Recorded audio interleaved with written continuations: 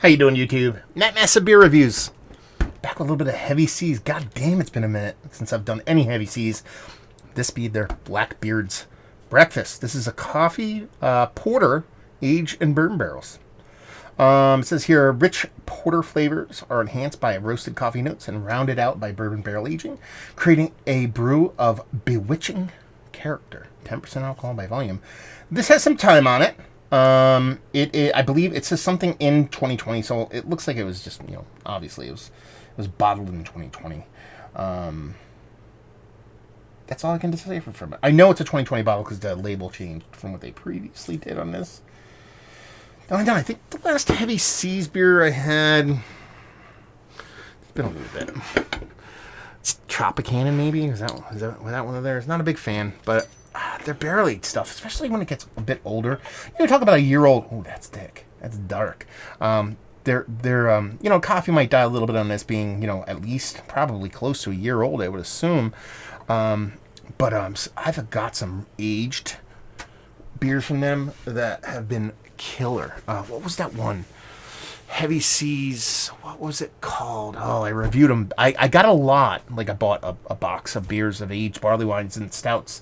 I think it might have been all barley wines from gentleman Mike from Philly. And there was a couple Heavy Seas in there, and they're absolutely fantastic. Label-wise, it's all right. Nothing wrong with that. It's going to rip me. Wait, I have it. There's one of those bottles floating around here. And there you go. Heavy Seas, Mutiny Fleet. Yeah, it's up there. I don't know if you guys can see. Yeah, there you go. But as far as that beer looks, that is dark. It poured like motor oil. There was like that nice, rich kind of what I like my coffee to look like color tint on it, but it's dissipated really quick. Bourbon barrel aged beer, year old in a bottle. Kind of expect that. But when I give this, I poured a little bit too much. But when I give this a little bit of a jiggle, there you go. The head just wants to return right back, which is quite nice. It's good news. I'm not gonna lie to you. It smells pretty good. It smells rich. It smells decadent. There's a nice roast component to it. It's not going to be all sweet. But there's this kind of sweet, kind of treacly, kind of rich, kind of caramelly, fudgy kind of mixture that is heavily bourbon barrel influenced. I shouldn't even say barrel. It's more spirit. There is a little bit of char in there. There's that chocolate, kind of coconut, kind of vanilla thing floating around there. But there's this nice roasted porter floating around in the background. You're talking about a 10% porter. You're like, okay, why don't you just call it a stout? For me, more often than not, it's got to be a mouthfeel thing. It has to be a carbonation thing. And hopefully that holds up here, but it smells like it has this, like, just rich softness. I said dense and thick and all those kind of things. Sure, but there's still softness in there, too, because I can say whatever I want because it's my review. So, anyway, we're just going to dive in. Cheers.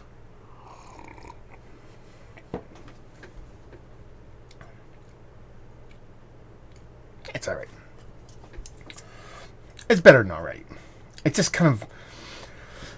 And the only reason I'm kind of hesitating here is because it's an Imperial Porter. And I get where they're going with this.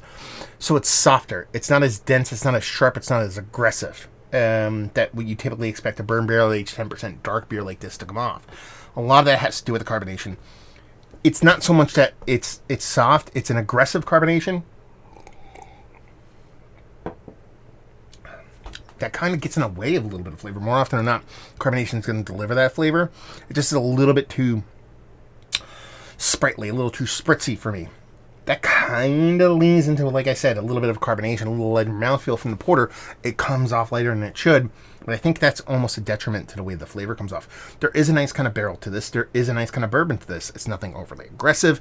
It leaves this delicious, sticky kind of molasses thing in your tongue, which is quite nice. It just comes off less impactful than I wanted at 10% with a bourbon barrel aged, bourbon barrel involved. The coffee is still there in spirit.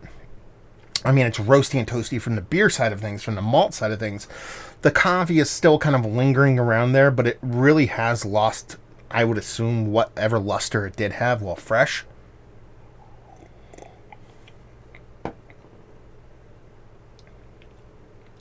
And it's a fine beer, It's nothing negative.